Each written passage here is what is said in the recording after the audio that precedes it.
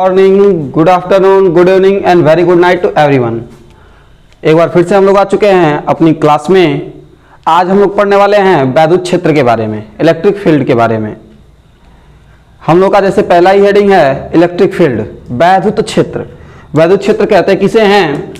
तो सबसे पहले हम लोग ये जान लेते हैं वैद्युत क्षेत्र कहते किसे हैं। तो देखिए, आवेश अगर कोई हम लेते हैं तो उस आवेश के चारों तरफ का वह क्षेत्र, आवेश या फिर कोई आवेशित वस्तु लेते हैं तो उस आवेश अथवा आवेशित वस्तु के चारों तरफ का वह क्षेत्र जहां तक हम उसके वैद्युत प्रभाव का अनुभव कर सकें, उस क्षेत्र को हम वैद्युत क्षेत्र कहते हैं। पीछे हमने लिखा हुआ है वैद्युत क्षेत्र, इलेक्ट्रिक फील्ड, किसी आवेश अथवा आवेशित वस्तु के चारों ओर का, मतलब चारों ओर का मतलब अगर ये कोई आवेश हमने Q मान लिया तो इसके चारों ओर का, इसके चारों तरफ का, जहां तक हम अनुभव कर सकते हैं, इसके चारों तरफ का वह क्षेत्र जहां तक हम इसके प्रभाव का अनुभव कर सकते हैं कि यहां पे कोई चीज रखे, इस पे कोई बल ये आरोपित कर रही है, या फिर हम यहाँ पे कोई बल रखें और ये इसको प्रतिकर्षित कर रही है, या फिर इसको आकर्षित कर रही है, या फिर मतलब उन पे बल, कोई ना कोई बल लगा जरूर रही है, अर्थात हम अनुभव जरूर कर ले रहे हैं, तो इसके चारों तरफ के उसी क्षेत्र को हम वैद्युत क्षेत्र कहते हैं। किसी आवेश अथवा आवेशित वस्तु के चारों ओर का वह क्षेत्र जिसमें उसके वैद्युत प्रभाव का अनुभव होता है, जिसमें उसके वैद्युत प्रभाव का अध्ययन होता है, अर्थात जहां पे हम उसके वैद्युत प्रभाव का अनुभव कर सकते हैं, वैद्युत क्षेत्र कहलाता है। जैसे हमने बना के बताया है कि अगर ये कोई आवेश है तो इसके चारों तरफ का वह क्षेत्र, इसके चारों तरफ का वह क्षेत्र जहां तक हम इसके प्रभाव का अनुभव कर सकते हैं, उस क्षेत्र को हम वैद्युत क्षेत्र कहते हैं। इसके बाद से दूसरी हमारी टॉपिक है, दूसरा टॉपिक वैद्युत क्षेत्र की तीव्रता। अब ये तो हमारा इंपॉर्टेंट है ही कि जब हम वैद्युत क्षेत्र की बात कर रहे हैं तो उस क्षेत्र में अगर जो बल लग रहा है वो कितने पावर का, मतलब उस पर कितना बल लग रहा है, किस प्रकार से बल लग रहा है, ये भी तो जानना हमारे लिए जरूरी ही है। तो इसलिए हम दूसरी हेडिंग डालते हैं कि वैद्युत क्षेत्र की तीव्रता, मतलब वैद्युत क्षेत्र की तीव्रता, अगर इस क्षेत्र में कोई वस्तु है तो उस पे इसका बल कितनी तेजी से काम करेगा, अर्थात उस वस्तु के ऊपर, या फिर हम मान लें कोई आवेश ही है, अगर इस परीक्षा ये कोई आवेश है तो यहाँ पे अगर कोई Q0 आवेश रख दिया जाए तो इसके ऊपर इसका बल कितना कार्य करेगा। पहले तो हमने कूलाम का नियम पढ़ा था, कूलाम के नियम के अनुसार बल दो बिंदु आवेशों के बीच हमने वैद्युत बल की गणना करना सीखा था कि दो बिंदु आवेशों के बीच हम वैद्युत बल किस प्रकार से ज्ञात करते हैं, दो बिंदु आवेशों के बीच जो आकर्षण अथवा प्रतिकर्षण बल लगता है वो किस प्रकार से हम ज्ञात कर सकते हैं। जबकि यहाँ पे बात हो रही है कि अगर ये क्षेत्र है, अगर ये कोई आवेश है तो इसके चारों तरफ कोई क्षेत्र होगा, अगर वहां पे कोई आवेशित वस्तु रख दी जाए तो उस पे कितना जो बल होगा वो कितना काम करेगा। तो इसलिए हमने वैद्युत क्षेत्र की तीव्रता की गणना करें। अभी आगे हम लोग देखिए, अभी तो हम लोग ये जान रहे हैं कि वैद्युत क्षेत्र की तीव्रता कहते किसे हैं। इसके बाद से हम लोग इसके बाद वाली हेडिंग में पढ़ेंगे वैद्युत क्षेत्र की तीव्रता की गणना करना, कि किस प्रकार से वैद्युत क्षेत्र की तीव्रता की गणना करी जाएगी। तो अब आप लोग नोट्स हमको तो शायद उम्मीद है कि आप लोग नोट्स भी तैयार कर रहे होंगे। तो नोट्स जिस प्रकार से हमने लेक्चर पे नाम दिया हुआ है L1, L2, L3, L4, तो उसी प्रकार से ये वाले L5 है, मतलब लेक्चर का नंबर है। आप लोग L1 से स्टार्ट करिए और जब तक हम पढ़ाते चलते हैं आप साथ साथ नोट्स बनाते चलिए, जिसमें हम आपको पूरा बढ़िया तरीके से नोट्स बनवाएंगे और शॉर्ट नोट्स हम बनवाते चलते हैं। जहां पे लॉन्ग टर्म आएगा वहां पे तो लॉन्ग करना पड़े, जैसे डेरिवेशन आएंगे तो वो तो लॉन्ग होंगे ही। हम कोशिश ये करते हैं कि आपको छोटे से छोटे में ज़्यादा से ज़्यादा समझा सकें और आपकी कॉपी में नोट्स भी अच्छे से तैयार हो, आपको याद भी अच्छे से हो, ताकि आप जब एग्जाम में जाएं तो खूब अच्छे से लिख के आएँ। हेडिंग डालेंगे हम वैद्युत क्षेत्र की तीव्रता, इंटेंसिटी ऑफ इलेक्ट्रिक फील्ड। देखिए, वैद्युत क्षेत्र के किसी बिंदु पर, अब वैद्युत क्षेत्र के इस पूरे क्षेत्र के किसी भी बिंदु पर, वैद्युत क्षेत्र के किसी बिंदु पर क्षेत्र की तीव्रता उस बिंदु पर रखे एकांक परीक्षण धनावेश, उस बिंदु पर, देखिए हमने क्या लिखा कि वैद्युत क्षेत्र के किसी बिंदु पर, अगर वैद्युत क्षेत्र के किसी एक बिंदु पर क्षेत्र की जो तीव्रता है उस बिंदु पर रखे एकांक परीक्षण धनावेश, अगर यहां पे कोई परीक्षण धनावेश Q0 रखा गया है तब धन आवेश पर कार्य करने वाले बल के बराबर होती है। ठीक, पर कार्य करने वाले बल के बराबर होती है। ठीक, इसके बाद से हम इसके कुछ गुणों के बारे में जानते हैं। तो जो वैद्युत क्षेत्र की तीव्रता होती है वह एक सदिश राशि होती है, इसे हम वेक्टर ई से प्रदर्शित करते हैं। अब इसके आगे हम लोग का डेरिवेशन बहुत सारा आने वाला है, डेरिवेशन ही डेरिवेशंस हैं। ठीक, जहां पे हमें सूत्रों का निगमन करना होता है और जो परीक्षाओं में हमेशा पूछे जाने वाली चीज है। ठीक, कि वैद्युत क्षेत्र की तीव्रता से तो लगभग हर साल क्वेश्चन आते ही आते हैं और बहुत ढेर सारे न्यूमेरिकल्स आते हैं, साथ ही साथ डेरिवेशन आते हैं। तो डेरिवेशन अकेले नहीं आता है, जब डेरिवेशन आता है तो उसके साथ आपको एक न्यूमेरिकल जरूर दे देता है। तो चलिए अगला, हम इसे क्या कहते हैं कि यह एक सदिश राशि है, इसे हम वेक्टर ई से प्रदर्शित करते हैं।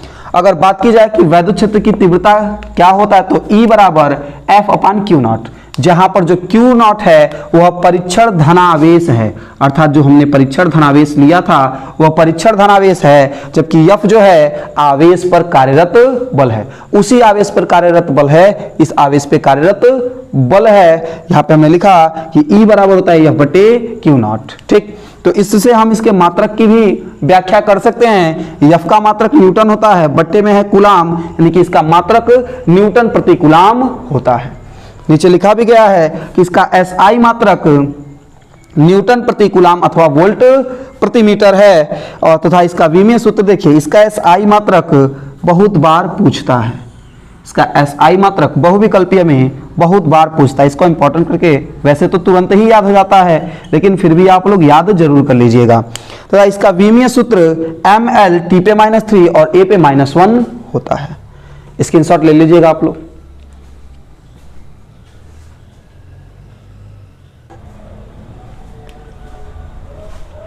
अब हम लोग पढ़ेंगे वैद्युत क्षेत्र की तीव्रता की गणना करना।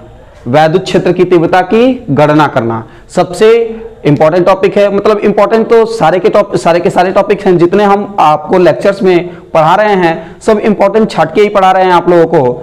तो इसमें सबसे पहला जो हेडिंग है वैद्युत क्षेत्र की तीव्रता की गणना करने में, हम पहला हेडिंग डालते हैं बिंदु आवेश के कारण वैद्युत क्षेत्र की तीव्रता। बिंदु आवेश के कारण वैद्युत क्षेत्र की तीव्रता किस प्रकार से ज्ञात की जाती है उसी की हम लोग गणना करने वाले हैं। पीछे जो हिंदी है वो हम पहले इसलिए लिख देते हैं ताकि कम समय में हम लोग ज्यादा से ज्यादा पढ़ाई कर सकें, क्योंकि अगर पीछे का जो हिंदी है अगर वो हम लिखेंगे तो ऐसे अगर हम धीरे धीरे लिखेंगे कि माना, तो पहले लिखेंगे फिर बोलेंगे माना परावैद्युतांक के वाले माध्यम के एक बिंदु की, मतलब ऐसे बोलना पड़ेगा और लिखना पड़ेगा। तो जो टाइम है वो तो हमारा प्लस हो जाएगा और हम चाहते हैं कि कम से कम समय में हम लोग ज्यादा से ज्यादा सिलेबस कवर कर चुके, मतलब ज्यादा सिलेबस जो है कम समय में कवर कर सकें, जैसा कि हमने पहले ही लिख चुका है। अब देखिए बिंदु आवेश के कारण वैद्युत क्षेत्र की तीव्रता। अब ये ना सोचिएगा कि डेरिवेशन हम पहले लिख देंगे, डेरिवेशन हम कराते हुए चलेंगे जिससे कि आप लोगों को अच्छे से समझ में आए। ठीक है, डेरिवेशन हम कराते चलेंगे, एक एक स्टेप बताते चलेंगे कि कहां से क्या होता है, कैसे होता है, जिससे कि आप लोगों को बेटर वे में समझ में आए। और एक एक डेरिवेशन जो है आप लोगों को हमारी गारंटी है 100% हम श्योर हैं कि इस प्रकार से बताएंगे कि आप लोगों को डेरिवेशन भी तुरंत का तुरंत एक ही लेक्चर में याद हो जाएगा। और एक लेक्चर में नहीं याद होगा तो लेक्चर तो आप लोग कई बार रिपीट करके भी देख सकते हैं। सबसे पहले हम मान लेंगे कि किसी बिंदु O पर कोई प्लस आवेश जो है रखा हुआ है और उसके वैद्युत क्षेत्र में किसी परीक्षण आवेश Q0 पे हमें वैद्युत क्षेत्र की तीव्रता की गणना करनी है, जो कि इससे स्मॉल r दूरी पर स्थित है। क्लियर? हमें प्लस Q के कारण अर्थात प्लस Q के वैद्युत क्षेत्र के कारण, अगर प्लस Q यहां पे है तो इसका वैद्युत क्षेत्र भी होगा। अब वैद्युत क्षेत्र होगा तो उस वैद्युत क्षेत्र में ही रखे किसी परीक्षण आवेश Q0 पे जो इससे Q से R दूरी पर होगा, उस पे हमें वैद्युत क्षेत्र की तीव्रता की गणना करना है।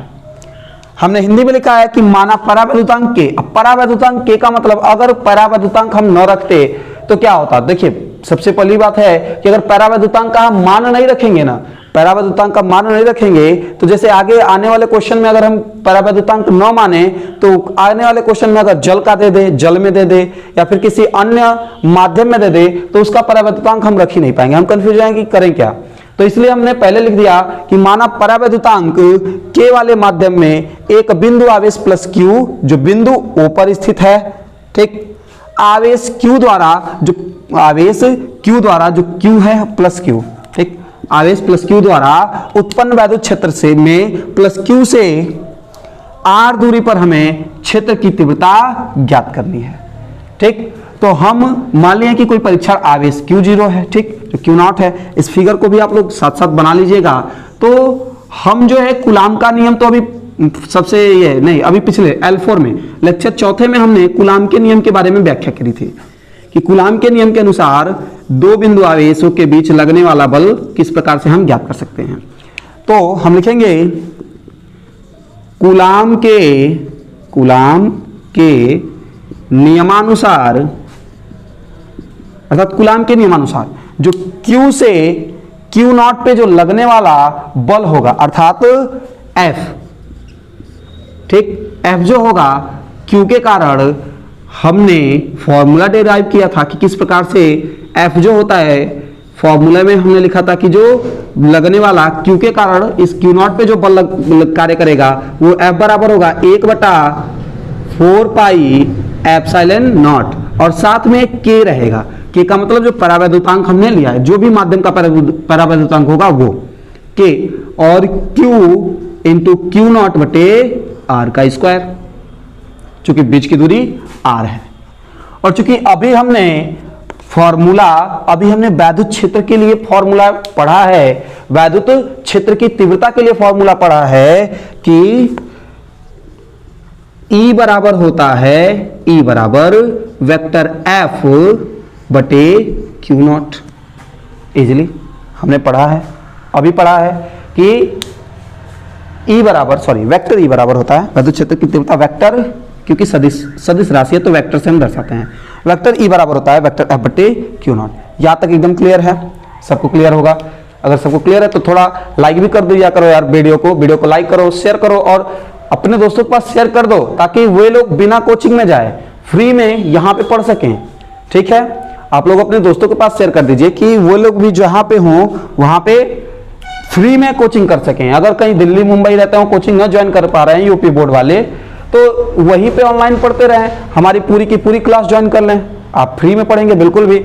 जल्दी ही हम केमिस्ट्री की भी क्लासेस स्टार्ट करेंगे, ठीक। जैसे ही मतलब इस वीडियो पे अच्छा रिस्पॉन्स आने लगा हम केमिस्ट्री की भी क्लासेस शुरू कर देंगे।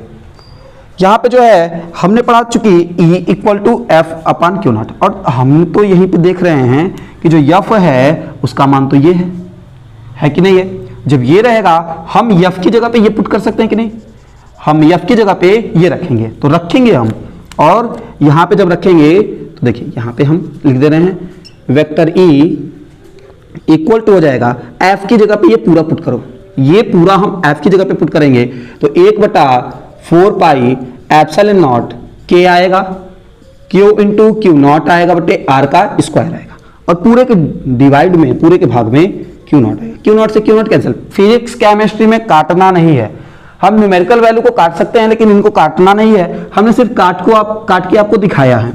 तो Q0 से Q0 क्या हो जाएगा, कैंसिल आउट, Q0 से Q0 कैंसिल आउट हो जाएगा, और बचेगा केवल आपके पास वेक्टर E इक्वल्स टू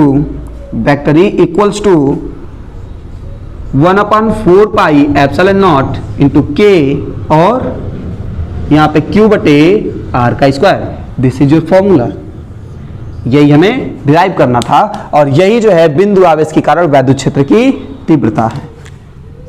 यही जो है बिंदु आवेश के कारण वैद्युत क्षेत्र की तीव्रता है। हाँ, अगर जो है K का मान 1 हो, K निर्वात हो अथवा वायु हो, इफ यहां पे लिखते हैं यदि K बराबर 1 हो तो निर्वात अथवा वायु होता है तो K का मान 1 होता है, तब वेक्टर E बराबर आ जाएगा 1/4 पाई एप्सिलॉन नॉट, K तो हट गया, Q बटे R का स्क्वायर, और ये हमारा फॉर्मूला हो जाएगा, और यही हमारा बिंदु आवेश के कारण वैद्युत क्षेत्र की तीव्रता के लिए फॉर्मूला हो जाएगा। तो एग्जाम में आपसे इतना इजी तो पूछेगा नहीं, ये बोर्ड यूपी बोर्ड वाला इतना आसान कभी क्वेश्चन देता नहीं है, दिमाग घुमाने वाला क्वेश्चन देगा यूपी बोर्ड, देखिए आपसे क्वेश्चन क्या रहेगा कि बिंदु आवेश के कारण वैद्युत क्षेत्र की तीव्रता ज्ञात करने के लिए तो दिया ही दिया रहेगा, साथ ही साथ आपको जो है इसके कारण इस पे इसी फॉर्मूले पे आपको एक न्यूमेरिकल भी दे देगा। और जब इस फॉर्मूले पे आपको न्यूमेरिकल देगा तो आपको जब फॉर्मूला डिराइव करना है, डिराइव करने के बाद मतलब इस फॉर्मूले को सिद्ध करना है, इसका देखिए सूत्र का निगमन करने के लिए देता है, तो आप सूत्र का निगमन करेंगे, निगमन करने के बाद उस पर आप सवाल लगाएंगे और सवाल लगाएंगे तब जाके तो आपको 3 नंबर मिल पाएंगे। तो आशा करते हैं वीडियो आप लोग को जरूर पसंद आ रहा होगा। अरे आ रहा है तो लाइक जरूर करें, सब्सक्राइब भी करें और शेयर तो एक बार बोल चुके हैं पीछे, अभी हम भूल गए फिर से दोबारा बोल दिए कि सब्सक्राइब जरूर कर लें चैनल को। Thank you. स्क्रीनशॉट ले लीजिए आप लोग इसका।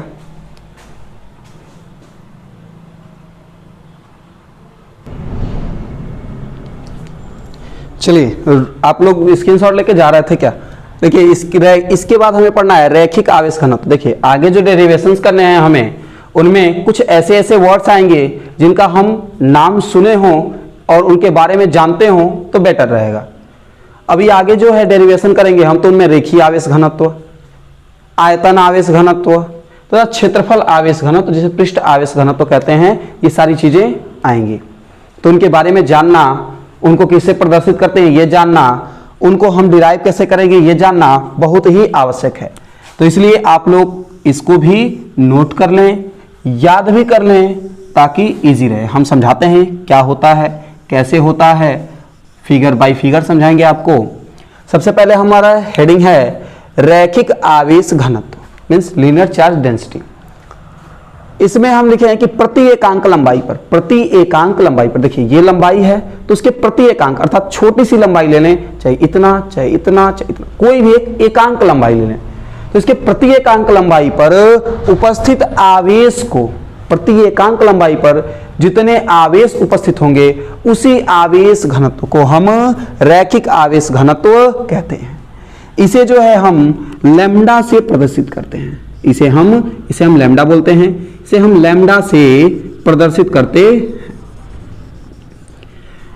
रैखिक आवेश घनत्व अगर हम फॉर्मूले में देखें तो रैखिक आवेश घनत्व लैम्डा बराबर हो जाएगा हमारा रैखिक आवेश घनत्व लैम्डा बराबर आवेश क्यू बटे लंबाई, अर्थात जो तार की लंबाई ले, अगर हम बात करें तार की लंबाई तो तार की ही होगी या फिर किसी आवेशित चालक की भी तो लंबाई हो सकती है, तो हम आवेश बटे लंबाई लिखते हैं। जहां पे अगर हम फॉर्मूले में लिखना चाहे तो लैम्डा बराबर क्यू बटे एल लिख सकते हैं, जहां पे क्यू जो है उस लंबाई पे आवेश है, एल लंबाई की बात हो रही है, लैम्डा जो है रैखिक आवेश घनत्व है। इसका जो एसआई मात्रक होता है वह कूलाम प्रति मीटर होता है। देखिए हमने लिखा है इसका एसआई मात्रक कूलाम प्रति मीटर तथा विमीय सूत्र m पे 0 l पे -1 AT है। अगली हेडिंग जो हम पढ़ेंगे वो है सरफेस चार्ज डेंसिटी, मतलब पृष्ठ आवेश घनत्व के बारे में अगला हम पढ़ेंगे। पृष्ठ आवेश घनत्व कहते किसे हैं, ये क्या होता है, तो देखिए पृष्ठ के प्रति एकांक क्षेत्रफल पर, अर्थात ये क्या है, बोर्ड एक सरफेस है, एक पृष्ठ है। अगर हम ऐसे किसी सरफेस की बात करेंगे तो इसे हम पृष्ठ बोलेंगे। तो पृष्ठ आवेश घनत्व किसे कहते हैं, तो पृष्ठ के प्रति एकांक क्षेत्रफल पर, पृष्ठ के प्रति एकांक, अगर एकांक क्षेत्रफल की बात की जाए तो ये भी एक क्षेत्रफल होगा इसका, ये भी इसका एक क्षेत्रफल होगा।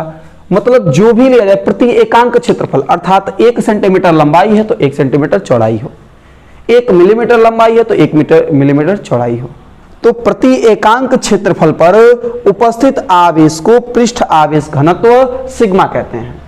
देखिए हमने लिखा है पृष्ठ के प्रति एकांक क्षेत्रफल पर उपस्थित आवेश को पृष्ठ आवेश घनत्व सिग्मा कहते हैं। वाई फॉर्मूला अगर हम लिखना चाहें तो पृष्ठ आवेश घनत्व सिग्मा बराबर होता है पृष्ठ पर आवेश और बटे पृष्ठ का क्षेत्रफल। इसे फॉर्मूले में लिखना चाहें तो सिग्मा बराबर क्यू बटे ए हम लिख सकते हैं। देखिए ये हम बता इसलिए रहे हैं क्योंकि ये बहुत ही इंपॉर्टेंट है, ये आपके आने वाले डेरिवेशन में बहुत ज्यादा काम आने वाला है।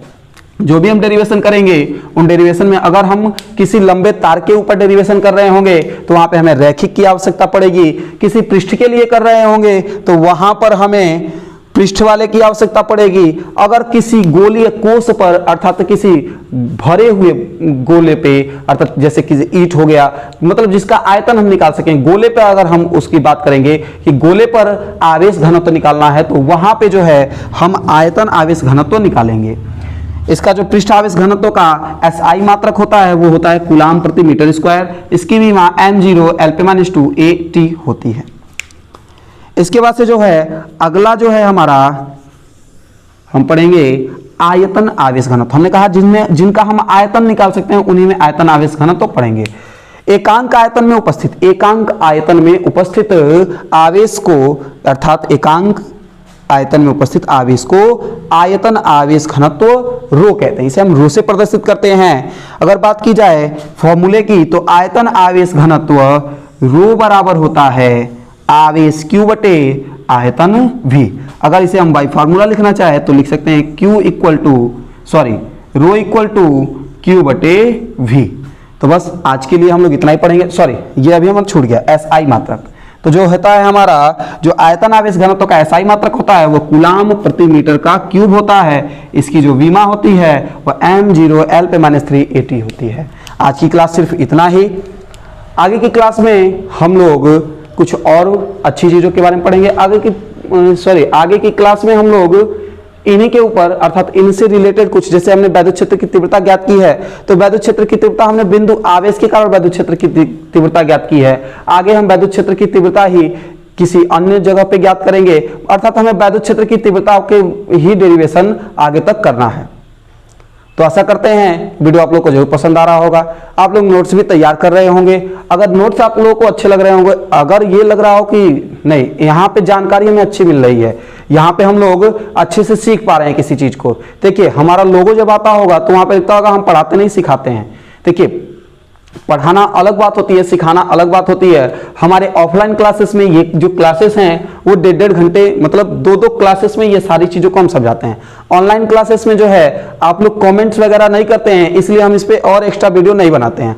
आप लोग कमेंट करेंगे कि ये क्या होता है, कैसे, मतलब अगर इसके बारे में और डीप चाहिए होता है तो आप कमेंट करिए, जरूर करिए कि हमें ये चीज़ जाननी है। अगर आप कमेंट करेंगे तभी हमें पता चलेगा कि आपको क्या चीज़ जाननी है और क्या चीज़ जाननी है। वैसे तो हम ये ट्राई कर रहे हैं कि जल्दी से जल्दी जो है ज़्यादा से ज़्यादा जो है सिलेबस हम कंप्लीट कर सकें और अच्छे से अच्छा पढ़ाई, अच्छे से अच्छा नोट्स आप लोगों को प्रोवाइड करा सकें।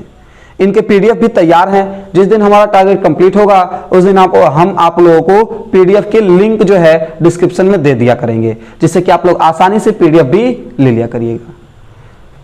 तो वीडियो को पूरा देख ही रहे हैं और अगर वीडियो अच्छी लग रही हो तो चैनल लाइक कर दीजिए, चैनल को सब्सक्राइब जरूर कर लीजिए अगर चैनल पर नए हो तो।